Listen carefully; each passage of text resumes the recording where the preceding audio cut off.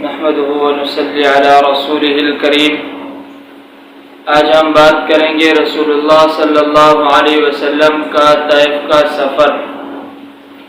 سرزمین مکہ میں آپ صلی اللہ علیہ وسلم کے لیے دعوت کا کام مشکل ہو گیا۔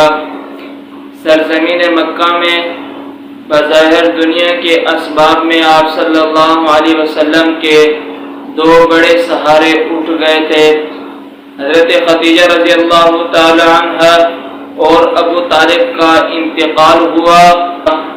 آپ علیہ السلام کے لیے سرزمین مکہ میں دعوت کا کام انتہائی مشکل ہو گیا۔ آپ علیہ السلام نے اپنی دعوت کا میدان طائف کو بنانے کا ارادہ کیا، اس لیے کہ آپ علیہ السلام کے بچپن کے 4 سال طائف میں گزرے تھے اور آپ علیہ السلام کا رضاعی خاندان طائف میں آباد تھا، اس لیے آپ علیہ السلام کو امید تھی کہ سرزمین طائف میں دعوت کا کام میرے لیے کرنا آسان ہے۔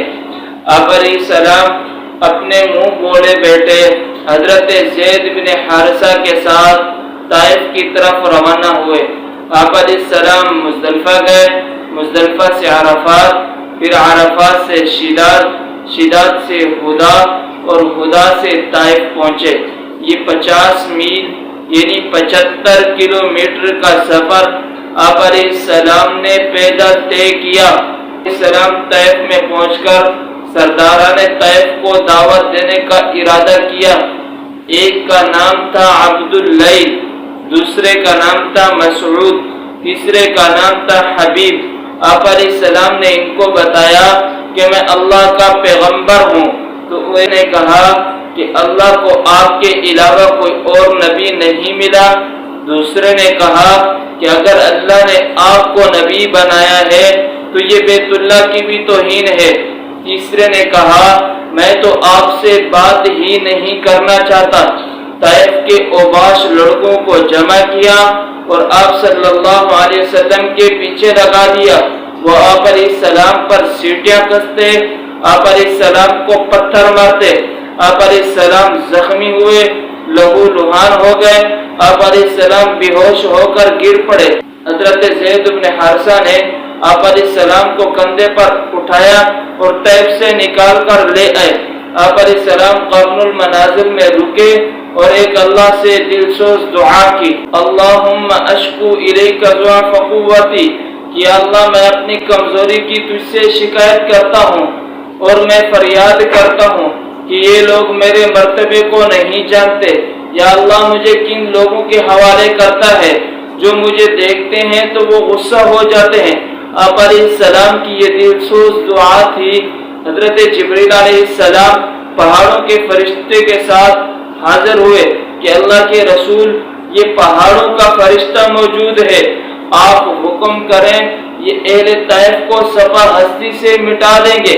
آپ علیہ السلام نے فرمایا کہ ہو سکتا ہے کہ طائف کے خاندان سے کوئی میری بات ماننے والا پیدا ہو۔ آپ علیہ السلام جس جگہ پہ رکے ہوئے تھے وہ السلام کے 2 بڑے دشمن عتبہ اور شیبہ کا باغ تھا۔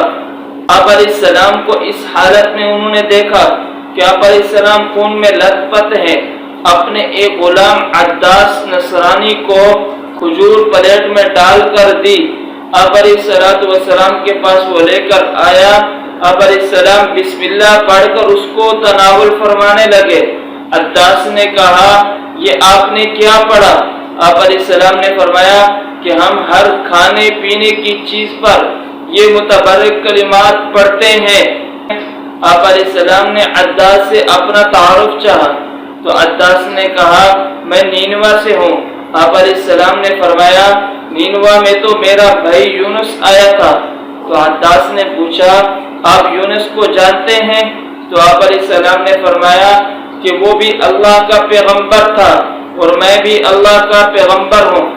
عداس وہیں مسلمان ہو گیا اور آپ علیہ السلام بطن نخلا کی وادی میں رات کو قرآن کی تلاوت فرما رہے تھے کے علاقے قصیبین کی جنات کی جماعت گزری وہ مسلمان ہو گئے۔ صبح آپ علیہ السلام مکہ کی طرف روانہ ہوئے تو حضرت زید بن حارثہ نے کہا اللہ کے رسول آپ مکہ نہ جائیں، مشرکین مکہ نے طائف والوں کی بدتمیزی دیکھ کر اور زیادہ بدتمیزی کرنے کا ارادہ کیا ہوگا، لہذا آپ مکہ نہ جائیں۔ آپ علیہ السلام نے فرمایا کہ اللہ تعالیٰ کوئی راستہ نکالیں گے۔ آپ علیہ السلام نے سرداران مکہ کو ایک پیغام بھیجا اخنس بن شریق اور سہیل بن عمر کو کہ آپ مجھے امن دے دیں۔ انہوں نے امن دینے سے انکار کیا۔ ایک آدمی تھا جس کا نام تھا مطعم بن عدی، اس نے اپنے بیٹوں اور قوم کے افراد کو اسلحہ سے لیس کر کے آپ علیہ السلام کو اپنی پناہ میں لیا۔ آپ علیہ السلام مطعم بن عدی کے احسان کا ذکر فرماتے اور آپ علیہ السلام فرماتے کہ اگر بدر کے قیدیوں کے بارے میں مطعم بن عدی مجھ سے رہائی کا مطالبہ کرتا تو میں مطعم بن عدی کی خاطر ان کو رہا کر دیتا۔